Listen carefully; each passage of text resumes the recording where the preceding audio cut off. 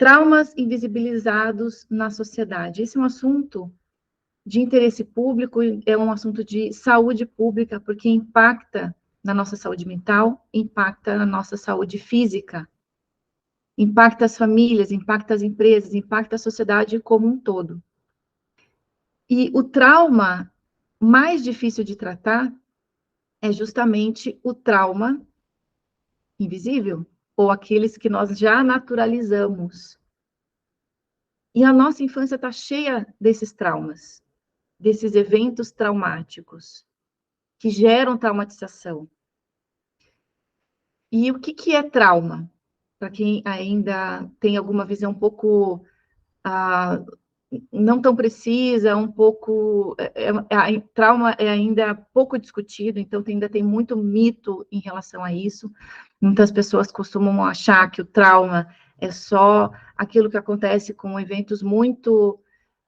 com grandes estragos, né? Eventos grandes, eventos difíceis, como um abuso sexual, como um sequestro, um desastre natural, um acidente grave, né? Um acidente que colocou a vida da pessoa em risco, assalto, as pessoas costumam, ou as situações de violência física, geralmente, né?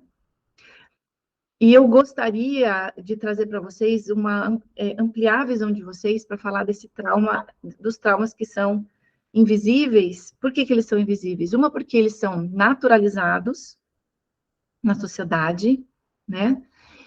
E outras, porque eles acontecem, muitos deles acontecem numa etapa do nosso desenvolvimento que é crucial, que é durante a nossa infância. Hoje, com o avanço da ciência, com o avanço da neurociência, dos estudos do funcionamento cerebral, já sabe-se que a infância é um período muito delicado. Qualquer evento que aconteça durante a formação da personalidade, durante o desenvolvimento cerebral, vai impactar fortemente aquele indivíduo, porque como impacta o desenvolvimento cerebral, tudo que vier depois vai ser um reflexo dessa alteração no desenvolvimento. E são os traumas mais difíceis de serem tratados porque a gente não tem acesso na memória ao que aconteceu. Trauma não é aquilo que nós... a gente não acessa esses traumas pela nossa memória. O trauma, ele aparece na nossa reatividade, ele aparece no nosso comportamento, nas nossas disfunções. O melhor jeito de você encontrar e saber se você carrega trauma no seu corpo, no seu sistema nervoso, na sua psique, é observar os seus padrões de comportamento, seus padrões de relacionamento, tanto consigo mesmo quanto com os demais, suas patologias, tanto físicas e mentais, se você tem transtorno de personalidade, se você tem algum transtorno de ansiedade, se você tem depressão, se você tem questões de saúde física, doenças crônicas, se você tem uma série de processos de somatização, você já consegue identificar por esses sinais que há traumas. E eu gostaria, assim, né, falando de traumas invisíveis, né, eu comecei falando para vocês agora da infância, que lá moram, né, muitos traumas, mas também existem os traumas transgeracionais, que esses também são invisíveis. E a gente não tem acesso a eles, porque não foram episódios, não foram eventos que aconteceram com a nossa vida, aconteceram na vida dos nossos pais, os nossos avós, bisavós. Nós, em constelação, observamos que eventos traumáticos ocorridos até a 7ª geração, muitas vezes ainda trazem reflexos e impactos na geração atual. Então, a gente não tem acesso ao que aconteceu com esses ancestrais, porém, nós temos acesso aos impactos que isso causa na nossa vida. Então, a pessoa que chega, por exemplo, numa constelação familiar e vem com uma queixa, né? Eu tenho um medo que é fora do comum, eu tenho um medo patológico de que algo ruim aconteça com os meus filhos, que meus filhos morram, enfim, de uma forma repentina. E nunca aconteceu nada na vida daquela pessoa, nenhum acidente, os filhos não têm uma doença séria, nada que justifique um medo daquela proporção. Obviamente que todo pai e toda mãe, depois que viram pais e mães, acabam descobrindo o medo. Talvez não tivessem tanto medo de morrer, ou que os filhos morressem, mas quando nascem os filhos, esse medo costuma surgir. Mas eu não estou falando desse medo, tá? Eu estou falando de um medo patológico. Então, a pessoa que vem com essa questão tem trauma sistêmico aí que a gente precisa olhar. Então, é um trauma invisível, porém, que afeta a vida da pessoa. E os traumas infantis nem se fala, né? Porque muitas das memórias a gente não tem memória. Você acha que a gente vai ter memória de 2 meses de idade, de 1 semana de vida? Memórias do parto, às vezes a gente só acessa memórias do parto durante um trabalho terapêutico mesmo, mais profundo. O que a gente não tem acesso a essas memórias, mas a gente tem acesso aos reflexos disso na nossa vida, tá? Então, eu estou trazendo esse conteúdo para vocês porque ele é de extrema importância. A gente não pode falar sobre saúde física e mental se a gente desconhece a origem, a raiz do nosso sofrimento. E eu percebo muito isso em consultório. As pessoas tendo prejuízos sérios na vida por conta de eventos traumáticos lá da infância e lá do sistema familiar. Eventos traumáticos que acontecem depois, na adolescência, que a gente já se lembra, né, são mais tratáveis. Uma porque a gente já tem um cérebro já praticamente formado, outra porque a gente tem recursos já, né? A gente tem, digamos, uma janela de tolerância maior, a gente tem um espaço interno para processar aquela emoção, aquele impacto. A gente muitas vezes já sabe como pedir ajuda, né? Vai buscar um profissional de ajuda, vai buscar alguma ferramenta. Mas uma criança não, muitas vezes uma criança está sozinha nesse lugar de dor, né? E ela não consegue por si própria buscar ajuda ou se resgatar. A gente, como adulto, já consegue fazer esse movimento.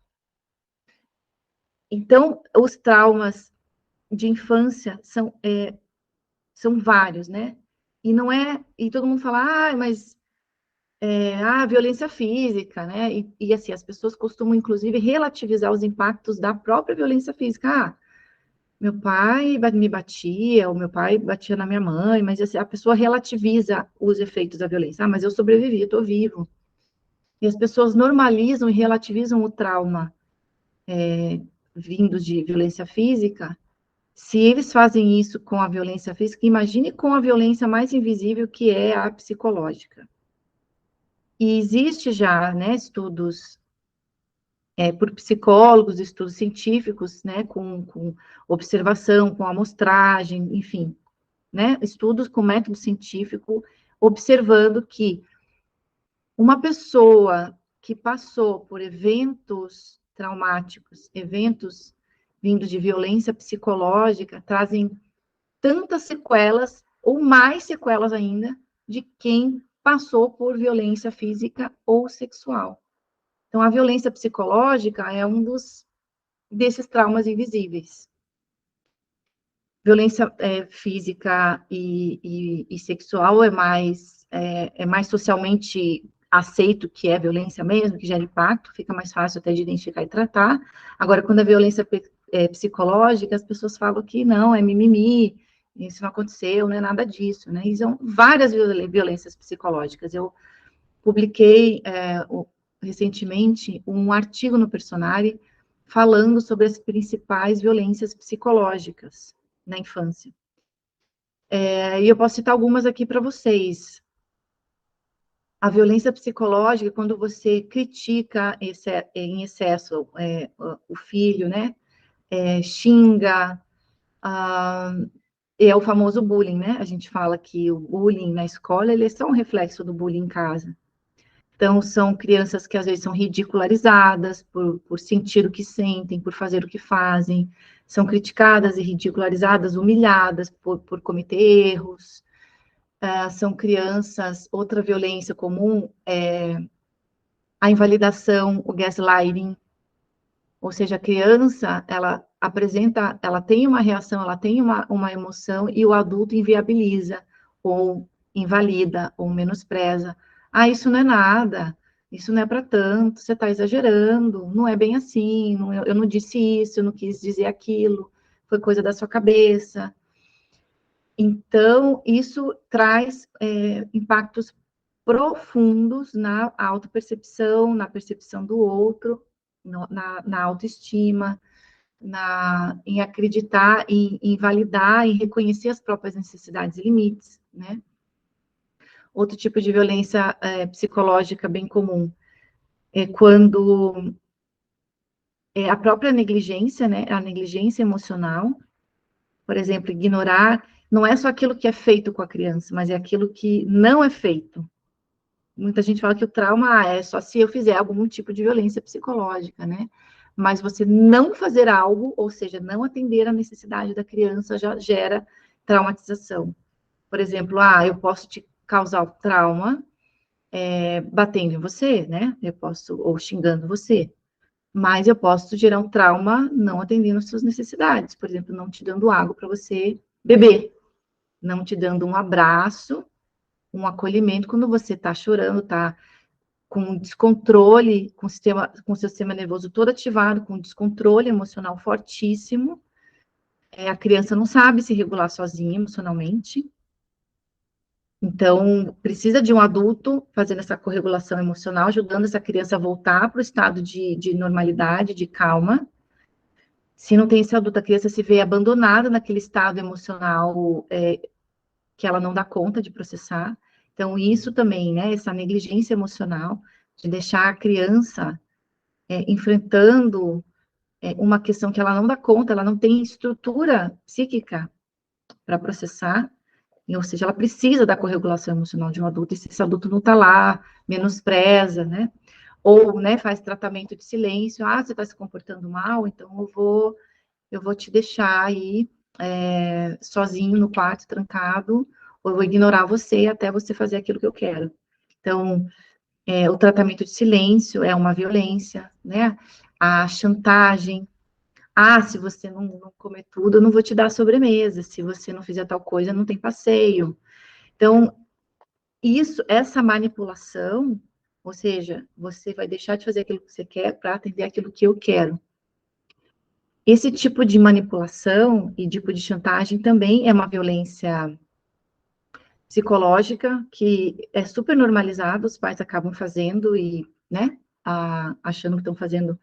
No fundo, às vezes até tem uma boa intenção, eu não quero que meu filho deixe de comer comida saudável, eu não quero dar sobremesa, para estragar a refeição, o apetite, mas muitas vezes isso vira, o que você está ensinando para essa criança, né?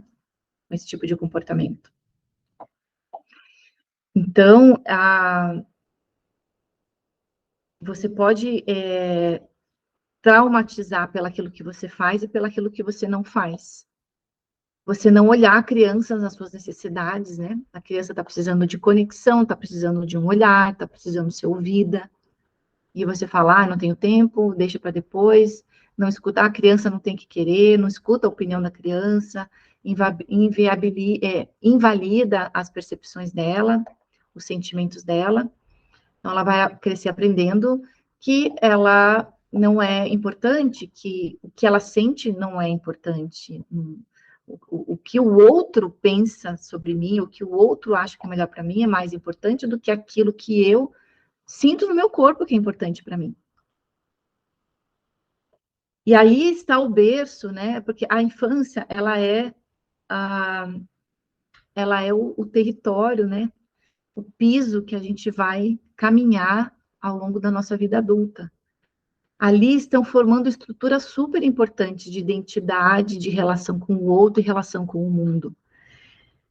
Se eu tenho pais emocionalmente indisponíveis ou negligentes, eu vou aprender que eu não vou conseguir ter esse olhar atento para as minhas necessidades, esse olhar amoroso, não vou conseguir nem me cuidar, porque o cuidado, ele vem do outro primeiro.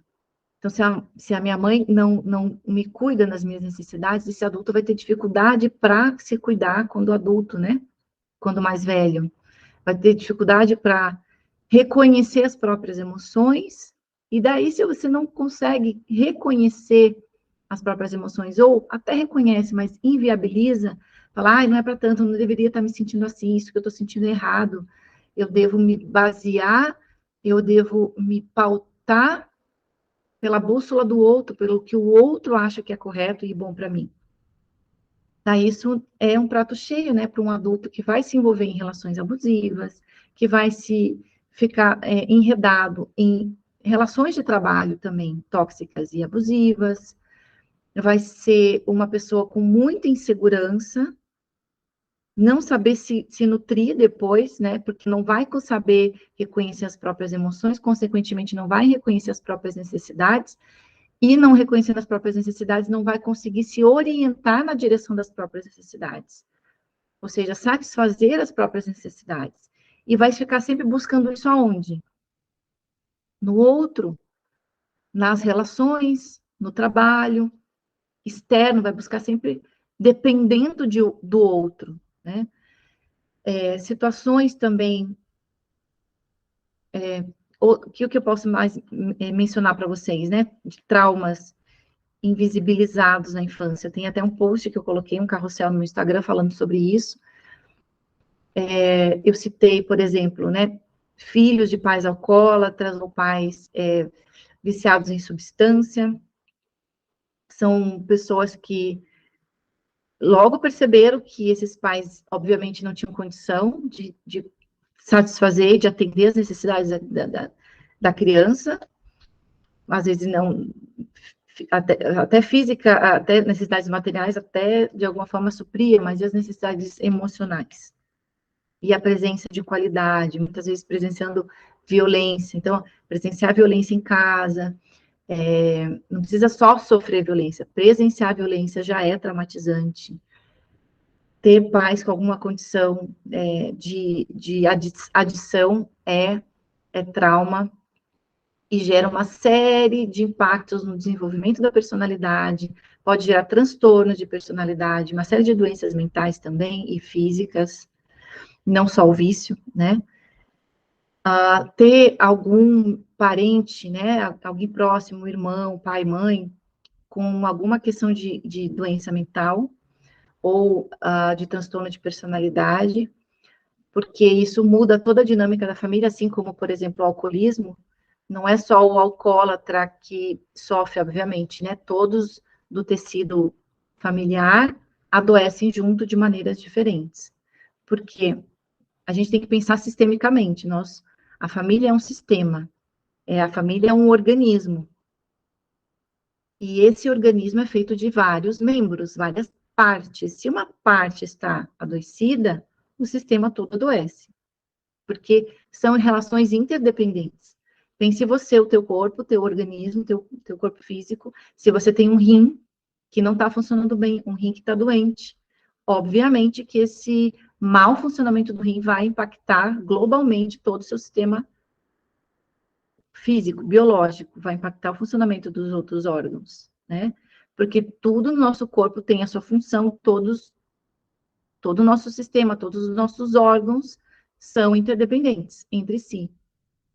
E no sistema familiar é a mesmíssima coisa. Então, se eu tenho um membro no sistema que tem alguma doença mental ou algum transtorno mental ou de personalidade, isso vai mexer com a dinâmica de todo o sistema. Isso gera traumas, porque a criança, ela não vai ter as suas necessidades plenamente atendidas, porque todos vão estar muito girando em torno do membro adoecido. que precisa de cuidados especiais, ou precisa de uma atenção especial, acaba que girando muito em torno da pessoa com esse tipo de condição. Traumas, a gente está falando, outros traumas invisíveis, né, são os traumas de gestação. Se a tua mãe teve uma gestação difícil quando você foi gerado, tua gestação foi complicada, teve risco de vida para o bebê, ou teve risco de vida para a mãe, qual que era a condição daquela mãe, o que a mãe estava passando naquele momento. Então, tudo isso impacta o desenvolvimento do bebê, isso já é observado, né, cientificamente, os impactos que isso tem na formação, já, física e cerebral e emocional daquele bebê. Traumas de parto durante o nascimento, né, traumas de nascimento, quando faltou oxigênio, quando o cordão ficou enrolado no pescoço, quando nasceu de fórceps, quando foi um parto de emergência, ou ou teve sofrimento, né, durante o parto, por alguma razão, isso tudo fica registrado no corpo do bebê, nas células, na memória celular. Então, vai ser um adulto que vai ter uma série de condições mais limitantes, né, no tocar de estar na vida, de ter movimento, de ter coragem para ir atrás das coisas, de ter iniciativa, né? Por exemplo, partos que são ativamente, onde tem uma ativa participação do bebê, do feto, no que é o parto de forma mais natural possível, o parto vaginal, onde o bebê também precisa ali, né? Se esforçar para nascer, colaborar para nascer, e já tem todo, né, a passagem, né, quando é um parto vaginal, já tem uma série de questões que vão impactar na saúde daquele bebê, e quando é um parto que ele não se esforçou, né, que ele foi tirado simplesmente, né, numa cesárea, vai ser uma pessoa com uma outra condição para a vida também, então as questões de nascimento impactam muito, um parto super invisibilizado, um trauma que é super invisibilizado é quando o bebê, e eu até vou soltar, eu respondi uma seguidora perguntando sobre isso, né, por que um bebê prematuro sofre trauma? Por que há trauma quando o bebê precisa ficar internado numa incubadora, precisa ficar na UTI? Esse é um dos traumas mais difíceis de tratar, porque ele é invisibilizado, e ele aconteceu numa fase muito crucial do vínculo com a mãe e o bebê. Porque o vínculo, existe uma série de condições biológicas, bioquímicas, que faz com que o bebê se funde, né, o bebê e a mãe tenham essa fusão emocional. Essa fusão emocional mamãe e bebê, ela é crucial para a sobrevivência do bebê e para o crescimento natural, sustentável e saudável daquela criança. Quando esse vínculo acontece algo que abala a construção desse vínculo, existe o trauma. E é dificílimo reconstituir e reparar. Não é impossível, mas é muito difícil reparar esse movimento interrompido. A gente chama na constelação familiar de movimento amoroso interrompido em direção à mãe, que é essa quebra na construção do vínculo. Quando o bebê nasce, ele precisa ter o corpo da mãe, ele precisa estar perto do corpo da mãe, como um marsupialzinho. Pensa lá no canguru, pensa lá, né, no coalinha, que fica dentro da bolsa da mãe, porque ele não consegue ir para o mundo externo ainda. O bebê humano, ele nasce extremamente vulnerável, eu sempre falei isso nas lives, né? A nossa espécie, o bebê humano é o mais vulnerável, né? Eu vejo muito parecido, vocês já viram um filhotinho de panda? Quando nasce? Nasce super prematuro. Mas o bebezinho, assim, o panda é aquele ser gigantesco, né? E o filhotinho é questão, assim, de centímetros quando nasce. Ele nasce, assim, super prematuro. É uma larvinha. Só que ele se agarra, né, no pelo da mãe e ele fica colado o tempo todo. É uma esterogestação.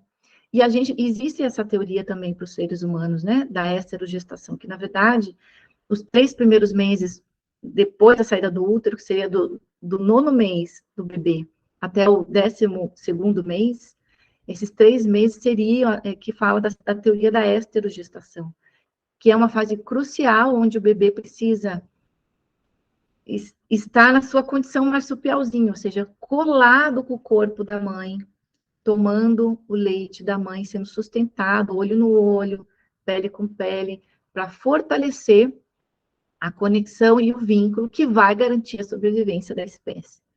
E quando esse bebê nasce prematuro, nasce de 6 meses, de 7 meses, de 8 meses, e ainda não está com todas as suas estruturas formadas, ele vai para uma incubadora. Ele, às vezes, tem problema no parto, por exemplo, ele defeca, né, que é o mecônio, durante o parto, e às vezes aspira aquele mecônio, então dá infecção, dá algum problema, por exemplo, durante o nascimento, esse bebê precisa ficar internado, às vezes vai para UTI, tem que tomar antibiótico, e fica, obviamente, separado do corpo da mãe, ainda que a mãe vá lá visitar, as visitas são restritas, porque é uma UTI, não dá para ficar lá o tempo todo, não dá para tocar, porque a criança está toda, não dá para colocar no colo e amamentar, a criança está toda entubada, todas as vezes, né, presa com os acessos. Então, aquele bebê já recebe um trauma importante, que é o trauma que é uma ameaça contra a própria vida. Ele sente que a vida dele está ameaçada, que ele está numa absurda vulnerabilidade. E o sistema nervoso, ele entra em resposta traumática, que é a luta, fuga e congelamento, né? O bebê não pode lutar, não pode fugir, não pode sair correndo, trauma, e ele acaba entrando no congelamento. Então, esse congelamento, ele vai se estender para toda a vida, a não ser que passe por algum processo terapêutico, para liberar, para relaxar essa condição, descongelar e o corpo entender, não só o corpo, mas o corpo emocional, o corpo físico e o nosso cognitivo, entender que o perigo já passou, que agora dá para relaxar. E daí tem que restaurar o movimento com a mãe, porque o movimento fica interrompido. Depois que o bebê tem acesso à mãe, existe uma conexão mais frágil. Esse bebê começa a rejeitar a mãe, porque ele entende que aquele cuidador principal, a fonte da segurança e da proteção, não pode não estar lá a qualquer momento. Então, ele evita se fundir para não sofrer o trauma da separação novamente. Então, fica difícil ter a conexão, o vínculo. E, claro, né, a gente aprende a ter, o nosso principal vínculo é com a mãe, então você imagine os reflexos disso na vida adulta, como que esse indivíduo vai conseguir se vincular a partir dessa experiência? Como será a qualidade do vínculo desse indivíduo após uma experiência traumática dessa? Então, existem muitos, né, na infância, muitos eventos que afetam o nosso sistema nervoso central, que fala basicamente sobre sobrevivência, porque a gente está, o nosso cérebro, o primeiro cérebro a formar durante a gestação é o cérebro reptiliano, que trata sobre questões de sobrevivência. E o cérebro límbico, o sistema límbico, ele é o cérebro que vai trazer os nossos afetos, vai trazer o nosso campo emocional, a nossa condição de se vincular. Por isso que tudo que acontece na infância fica gravado de uma maneira muito, né, fica impresso ali de uma maneira muito profunda, e a pessoa não consegue sair disso sozinha, como eu falei, porque é algo invisível. Precisa passar por um processo terapêutico. Precisa, ninguém, não se faz isso, assim, eu tive um nascimento horrível, mas nasci de força, mas já passou, sobrevivi, tô aqui, né, não morri. E acha que o tempo vai curar, o tempo ou o esquecimento vai. Não vai, porque isso fica registrado no nosso sistema nervoso, impresso, não tem como apagar isso, simplesmente. O que tem é voltar nesse processo, soltar essas partes, né, que estão no corpo, trazer espaço e movimento para sair desse congelamento, reintegrar essas partes, porque a gente exclui isso, a gente perde o acesso a essa parte justamente para não sofrer.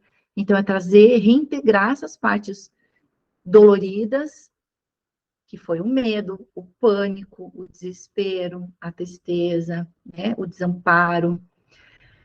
Reintegrar essas partes para aquela energia começar a fluir de novo. Porque onde há trauma, há interrupção de energia, fica um ponto, fica um nó, onde a energia não flui. E eu falo energia, não é algo místico, tá? Estou falando de energia vital mesmo. Energia psíquica.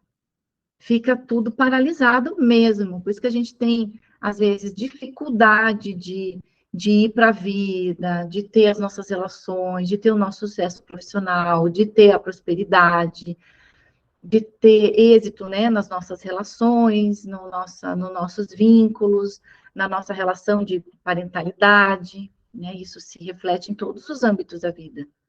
E esses processos não curados, essa traumatização não curada, o que ela vai gerando? Novas traumatizações.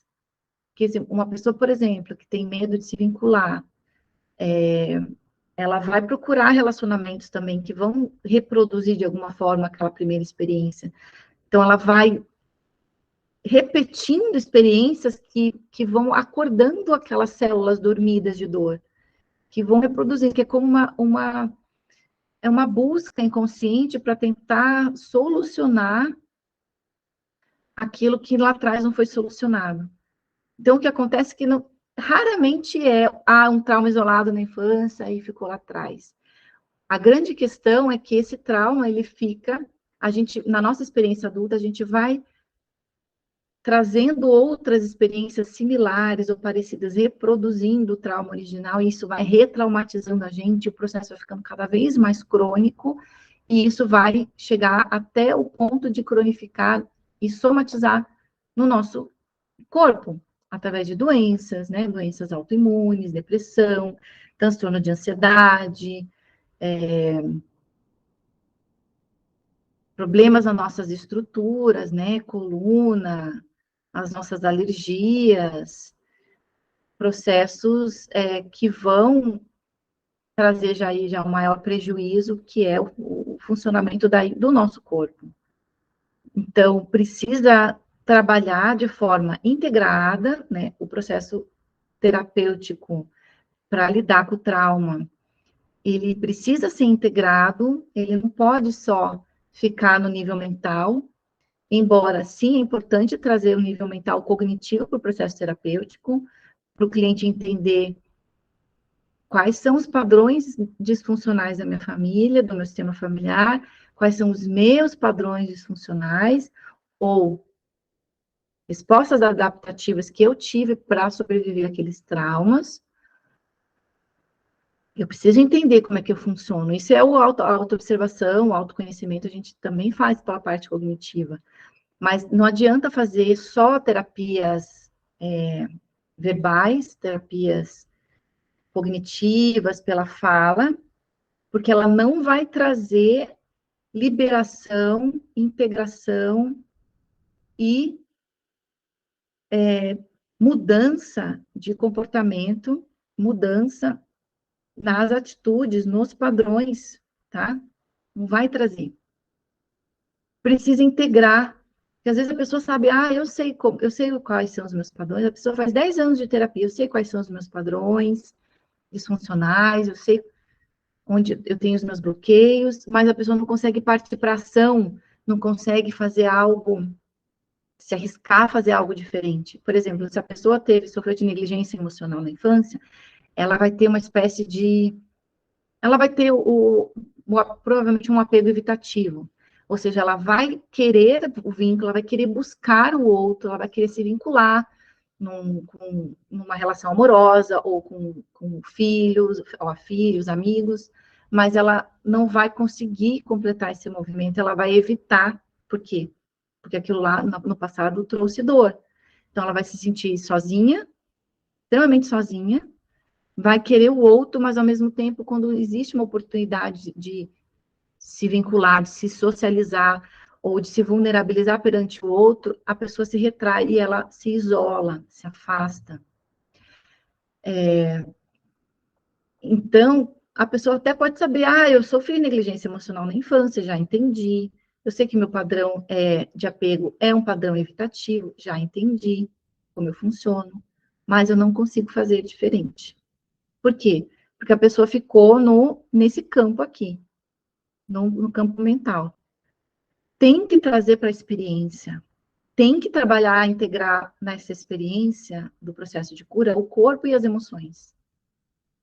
Por isso que a constelação, ela é uma terapia breve, porque ela faz isso, ela não é uma varinha de condão, mas ela tem um processo mais acelerado o processo restaurativo, curativo da constelação familiar é muito mais acelerado, porque a gente trabalha de forma integrada. A gente não trabalha com o cabeção, né? A gente trabalha com o corpo. Porque é no corpo que o bloqueio se manifesta, é no corpo que as emoções se manifestam como sintomas. A gente vai trabalhando as emoções, a gente vai trabalhando o corpo e a consciência junto, vai trazendo para a consciência, trazendo para o entendimento, porque você vê na constelação. Ninguém te conta, você olha com seus próprios olhos. E olhar, enxergar, traz a consciência. Opa, estou vendo o meu padrão 3D aqui. 4 cores, estou vendo. É holográfico. Estou vendo aqui a origem do padrão, a origem do trauma. Então, eu consigo atuar. E daí você vai perguntar, Alice, mas e o trauma transgeracional? Como é que a gente trabalha isso? Como é que eu sei que eu tenho trauma transgeracional? Muitas pessoas me fazem essa pergunta. Como eu sei que eu tenho um trauma transgeracional? Como que eu sei que o trauma não é comigo, mas que veio herdado, veio aí no pacote genético, epigenético, morfogenético? A gente vem herdando uma série de padrões, uma série de traumas também. Então, imagine uma pessoa que passa a vida toda sem ter acesso ao que é o trauma transgeracional e sem ter acesso ao trauma da infância, passa a vida toda caminhando sem bússola, cheio de sintomatização, cheio de padrões, e nem conhece esses padrões e acha que o problema é dos outros. Né? Porque eu só atraio gente problemática, porque o problema é do outro, o problema é da minha família, o problema é do sistema, eu não vou conseguir, eu não tenho sorte, vai sempre achar que a questão é sempre dos outros, não vai entender porque está tendo aquela experiência ou sempre as mesmas dificuldades. Então, a pessoa basicamente chega, por exemplo, para fazer uma constelação, já vem tem que vir com bloqueio, não adianta vir e falar assim, é porque a minha avó sei lá, minha avó foi abandonada pelo meu avô e depois abandonou os filhos e se suicidou. Não adianta a pessoa vir falar com esse problema, porque não é um problema dela. E talvez ela tenha herança desse trauma, ou talvez não. Talvez ela não tenha carregado, não tenha puxado isso para si. Mas ela tem que vir com uma questão pessoal que incomoda ela. Por exemplo, eu percebo que eu tenho aqui um padrão de sempre me relacionar com esse tipo de pessoa, com esse tipo de condição, e os resultados das minhas relações amorosas são sempre praticamente o mesmo. Ou eu sou traída, eu sou abandonada, ou a pessoa não me enxerga, eu me sinto invisível, eu me sinto desamparada, sobrecarregada, ou ela vem com uma questão de saúde mesmo. E a gente vai fazendo as perguntas, né? A gente vai investigando um pouco a história familiar, e a gente percebe que há um padrão, repetição. A mãe teve a mesma experiência com o pai, a avó teve a mesma experiência. E a gente vai lá na constelação e vai achar a origem. Mas a gente não vai procurar inicialmente na constelação familiar a origem. A gente vai trabalhar o sintoma do cliente, aquilo que está incomodando, aquilo que está pesando, aquilo que está impedindo a pessoa de estar na vida, conectada com a vida, com a abundância, com o movimento do mais, que a gente chama, movimento de expansão, de evolução. O que está bloqueando o caminhar dessa pessoa? Primeiro, a gente vai fazer essa investigação para ver a origem. Está em uma geração, 2, 3, 5 gerações atrás? Vamos liberar esse conteúdo traumático, vamos trazer isso para a luz. Vamos reintegrar isso, vamos permitir que essa emoção reprimida se expresse, seja vista, seja reconhecida. Liberou lá atrás, daí a gente vem para o momento presente e trabalha a questão específica do momento presente daquele cliente. Claro que aquele cliente pode ir fazer essa sessão de constelação e fazer um acompanhamento terapêutico, passar por um processo com um psicólogo, pode ir complementar com outras terapias, né? Holísticas, terapias complementares. E essas outras abordagens vão ter muito mais resultado depois que você liberou o conteúdo ancestral. E na hora de trabalhar o conteúdo da pessoa, do momento presente, que eu digo no momento presente, que às vezes também é da infância, ou seja, trabalhar com conteúdo pessoal, o trauma pessoal daquele indivíduo, vai ter muito mais eficácia. Quando a gente observa o sistêmico, na verdade, gente, quando a gente trata o sistêmico nas duas vias, né? Quando a gente trata o trauma no nível sistêmico do sistema familiar, ou seja, gerações, antepassados, e trata o nível sistêmico do indivíduo que veio para a sessão. O que é tratar o nível sistêmico do indivíduo que veio para a sessão? É entender que esse indivíduo tem um corpo físico, tem um corpo emocional, tem um corpo energético, tem um corpo mental, e também tem um espírito. Esse indivíduo, ele traz resíduos desse trauma em todos esses corpos. Então, não adianta você simplesmente ir lá no teu osteopata, no teu quiropata, massoterapeuta, liberar um bloqueio, ou na microfisioterapia, vai lá, o terapeuta bota a mão lá na dor, onde somatizou a dor, onde tem a couraça muscular, onde o teu sistema nervoso registrou e ficou ali. Vai lá, solta. Resolveu, mas é uma solução imediata, mas ela às vezes não é uma solução de longo prazo, porque a pessoa vai voltar no padrão, porque o padrão ele também está registrado aqui. Também está um emocional viciado naquele caminho. Então, o resultado duradouro é quando você integra todos os corpos. Trabalhar o pensar, trabalhar o sentir, trabalhar o corpo, o movimento, o comportamento, a vontade, integrando tudo isso. Ah, não adianta. Não adianta trabalhar de forma isolada. Não que não adianta, vai adiantar em algum nível, né? Se eu fizer uma terapia pela fala cognitiva ou comportamental, vai resolver? Vai trazer melhoras, obviamente que vai trazer melhoras. Mas vai ser uma questão de longo prazo, duradoura? Não. Ou talvez seja mais demorado. Ela é mais efetiva quando a gente integra, tá? Todos os níveis. Por exemplo, o meu trabalho, eu faço a constelação familiar, que vai trabalhar para identificar o bloqueio, onde está, é na infância, em outras gerações, em que momento que a alma da pessoa ficou presa, a alma da pessoa, as emoções da pessoa ficou bloqueada, no que ela ficou bloqueada, a gente usa o corpo, a gente libera.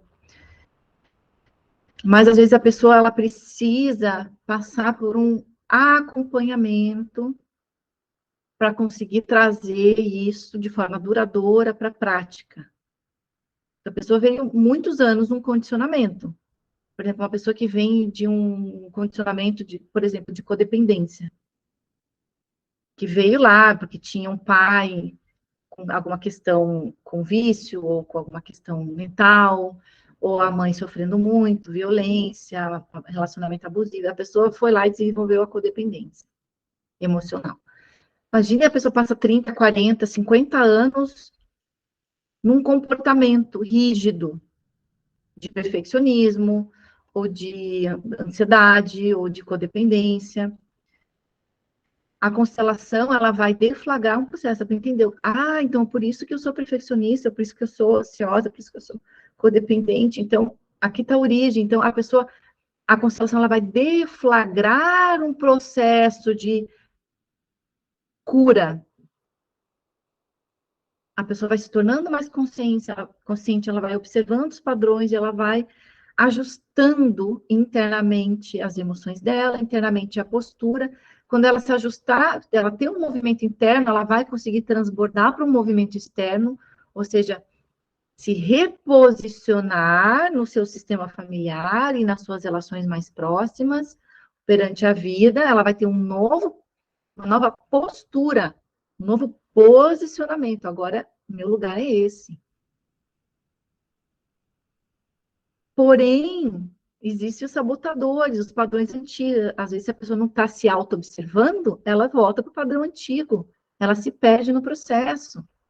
Então, às vezes, é necessário um acompanhamento mais recorrente para ajudar a pessoa a fazer essa travessia, às vezes com mais eficácia, tendo um olhar externo, um apoio, um olhar de ajuda profissional externo, a pessoa vai conseguir trazer isso cada vez mais para o consciente. Então, em alguns casos, eu recomendo depois a constelação. Olha, espera essa constelação atuar. A constelação atua por muito tempo. Não é só durante a sessão, atua por semanas, por meses, por anos, por décadas, por gerações, uma constelação familiar. Mas se você, às vezes, quer ter uma resposta mais acompanhada, mais objetiva, mais focada, porque a gente vai caindo, né? Autoconhecimento não é uma questão linear, ou, eu estou subindo aqui, né, no degrau aqui da minha consciência, do meu autoconhecimento. Não é uma linear. O autoconhecimento, eu vou fazer uma live sobre isso. Oi, bom dia. Eu vou fazer uma live sobre isso. O autoconhecimento não é uma coisinha assim, né? Ele é cheio de altos e baixos, é um pulsar. E a gente está bem, a gente consegue ter um insight, uma virada de chave sensacional. Daqui a pouco a gente cai no padrão antigo de novo, a gente sobe. O autoconhecimento é cheio disso. Não se iludam. Então, às vezes, é necessário um acompanhamento de um profissional para te ajudar nessa caminhada, para que esses ciclos não sejam tão assim, né? Para que eles sejam mais administráveis, que possam você acompanhar o seu processo. Por isso que eu comecei a atender com atendimento terapêutico recorrente, onde eu coloco lá todas as minhas abordagens nesse acompanhamento. Eu não faço daí a constelação, né? Porque a constelação ela é uma intervenção pontual em uma questão do cliente. O acompanhamento ele já vai ter esse sistema que eu falei para vocês, vai ter o momento da fala, do cognitivo, a gente vai fazer trabalhos com o corpo, exercícios, você vai experienciar algo dos seus padrões ou de um novo padrão, você vai trazer para a experiência, você vai trazer para o corpo. A gente vai trabalhar com o corpo emocional, a gente vai trabalhar com visualização, a gente vai trabalhar com toques, movimentos somáticos, trabalhar os bloqueios que ficam nas nossas coraças, ou se vocês quiserem também, porque as coraças são todas interligadas com os nossos chakras, os nossos centros de distribuição, de captação e distribuição de energia vital. Então, a gente vai trabalhando dessa forma mais integrada, daí com o processo de acompanhamento também. Mas entendam, né? São possibilidades. Existem hoje inúmeras possibilidades. Eu sempre convido todo mundo que me acompanha, os meus clientes, eu sempre falo, olha, existem muitas ferramentas. Vá, experimente e veja o que funciona mais para você. Experimente, tenha sua própria experiência. Complemente. Não existe a terapia que é né? A questão que vai ser a varinha de condão. Não. Todas vêm para somar e é preciso de... Os resultados são mais efetivos quando existe, como eu falei, um entendimento do que está sendo feito. Beleza, entendi o padrão do meu sistema familiar, entendi o padrão da minha família, o meu padrão disfuncional. Entendi. Agora estou começando a aprender a autoobservação, estou vendo o meu padrão, estou observando o meu comportamento e as minhas emoções, estou sabendo o que eu estou sentindo, estou nomeando, estou sentindo no corpo, estou me permitindo sentir. O que eu faço com essa emoção? Vamos agora desenvolver a maturidade emocional. O que eu faço a partir do momento que eu estou sequestrado por uma emoção? Como que eu me ajudo? O meu processo de acompanhamento terapêutico, ele dá muita autonomia. Porque não adianta a pessoa vir e ficar, fazer um processo lá de uma sessão de 50 minutos, de 1 hora, e depois sair e naquela semana, cair no mesmo padrão várias vezes. Não adianta. Então, eu dou ferramentas, eu instrumentalizo a pessoa para que ela seja a sua própria terapeuta, para que ela tenha mais autonomia no seu processo de cura, para que ela não fique naquela relação de dependência. Por isso que eu gosto muito da constelação, porque ela é uma sessão. Você faz sobre aquele assunto uma sessão e não vem mais o terapeuta, pelo menos para tratar aquele assunto. Porque o resto do processo fica com o cliente. Ele não fica refém do terapeuta, dependente do terapeuta, como depende da mãe, do pai, né? Então, toda a maneira como eu trabalho e os meus tipos de atendimento é para dar autonomia para vocês, autonomia no processo. Eu facilito, mas quem eu agora me lembrei, né? Eu vi, a Vivian passou por aqui, eu lembrei, é muito, eu acho que do trabalho que a doula faz. O meu trabalho é facilitar. Por exemplo, uma doula de parto. A doula, ela facilita, ela dá todas as condições para que a mãe seja a protagonista do próprio parto. Ela dá todas as condições físicas, emocionais, psíquicas, para que aquela mãe tenha autonomia, empoderamento e seja protagonista do próprio parto. Quem vai fazer o parto é a mãe. Diferente de quando a gente vai lá, né, fazer uma cesárea, onde a gente se fica completamente entregue à mercê da equipe médica, rezando para que eles façam um bom trabalho, porque a gente está ali totalmente passiva. Eu não quero fazer nenhuma crítica à cesárea, porque meu filho nasceu de cesárea é extremamente necessário, em muitos casos, mas ela é desnecessariamente utilizada, principalmente no Brasil, né? Tá existindo todo um movimento, graças a Deus, de retornar para a nossa natureza humana, a nossa ancestralidade, recuperar a sabedoria e a saúde do nosso parto, dos nascimentos.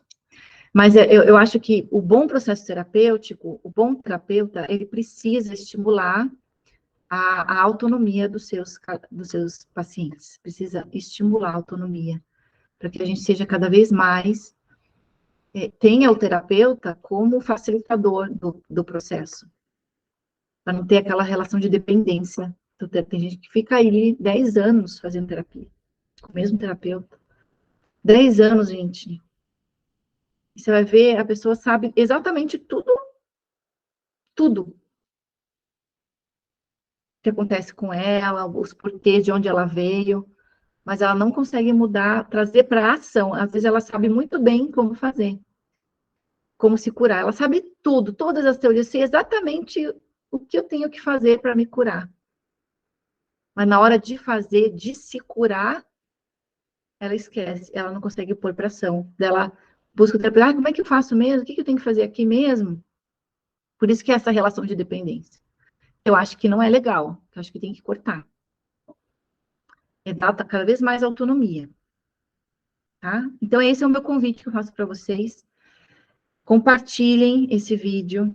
Se você está assistindo esse vídeo pelo YouTube, se inscreva no canal, dê like, porque isso ajuda muito o algoritmo a entregar esse conteúdo para mais pessoas. Comente, porque isso também ajuda muito no engajamento. E compartilhe, porque esse conhecimento não é dado, deveria ser ensinado nas escolas. A gente fica aprendendo álgebra, a gente precisa sabendo fórmulas matemáticas, a gente nunca vai aplicar na vida, em muitos casos, mas a gente não aprende a se letrar de como a gente funciona, se letrar nas nossas emoções, nas nossas necessidades. A gente não aprende isso, ninguém vai ensinar, isso não é dado, tá? Do jeito que a nossa sociedade está estruturada, isso infelizmente não é dado. Vocês que estão aqui, estão assim, ó, anos-luz na frente da grande massa, porque vocês são buscadores. Então, aqui, os meus parabéns a vocês que estão aqui, assistindo até o final. Isso significa que vocês são buscadores, querem investigar a alma de vocês, querem se tornar seres humanos melhores, mais funcionais, porque Isso vai beneficiar a família de vocês, obviamente vai beneficiar vocês mesmos aí, vai beneficiar quem está do teu entorno imediato, que são seus vínculos, suas relações mais próximas, e vai transbordar para o social. As pessoas precisam ter acesso a esse conhecimento, porque vocês não têm uma ideia de como esses traumas limitam o desenvolvimento, o nosso desenvolvimento, as nossas realizações, e como isso tudo, gente, impacta no social. Eu até me emociono de ver o quanto isso prejudica a sociedade e aquilo que nós colhemos hoje. Porque se a gente for ver as pessoas, os governantes, as pessoas, os grandes tomadores de decisão, as pessoas cujos atos impactam todo um social, todo um global, as pessoas que hoje estão no comando, dirigindo tudo isso, se a gente for olhar para os processos traumáticos dessas pessoas, quem assistiu aqui o documentário do Gabor Maté sobre o trauma, o quanto os presídios estão cheios de pessoas traumatizadas, gravemente traumatizadas na infância. O próprio Donald Trump, se você for investigar, tem a biografia dele, né? A sobrinha dele, né? O pai do Donald Trump era um psicopata. É um psicopata. Então, a infância que o Donald Trump teve foi extremamente violenta. O irmão dele teve problema sério com vício. Ele foi pro... A resposta traumática dele foi para autoagressão, foi para implosão, ele implodiu. E o Donald Trump foi o movimento oposto, né? Obviamente, ele tem questão sérias aí, né? De transtorno de personalidade e o quanto isso impacta nas decisões do mundo, nas decisões globais. Conhecimento de trauma, gente, é o que vai trazer para a gente gerações melhores e mais saudáveis. A gente está vivendo um mundo muito adoecido, muito traumatizado, porque a sociedade, ela é extremamente traumatizante, ela traumatiza muito as famílias, e as famílias são o berço da humanidade. É ali que a vida começa. E como é que essa vida está começando? Em que terreno essa vida está começando? Então, eu trago isso para vocês, é uma coisa que toca muito o meu coração, porque eu trabalho com as famílias, eu escuto muitas escolas reclamando de comportamentos assim, que não conseguem controlar os adolescentes, né? A gente vê os problemas seríssimos nas escolas, e fica muito difícil remendar algo que foi extremamente danificado na infância. As escolas não sabem o que fazer, né? Porque a origem da vida, né, que é o seio familiar, também está muito adoecido. E isso se reflete no tecido social. E o tecido social doente adoece também as famílias e o surgimento da vida. É uma via de mão dupla, tá?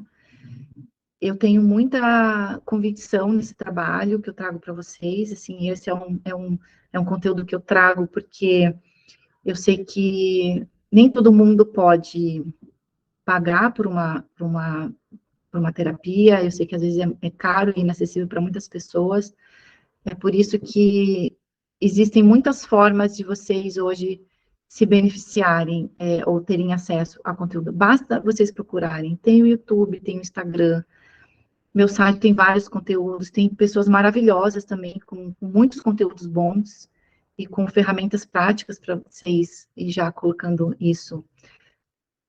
Ainda que vocês não consigam trabalhar com todos os corpos, mas trazendo para o cognitivo já é um passo, já é o início de uma mudança, já é o início de um despertar de uma consciência.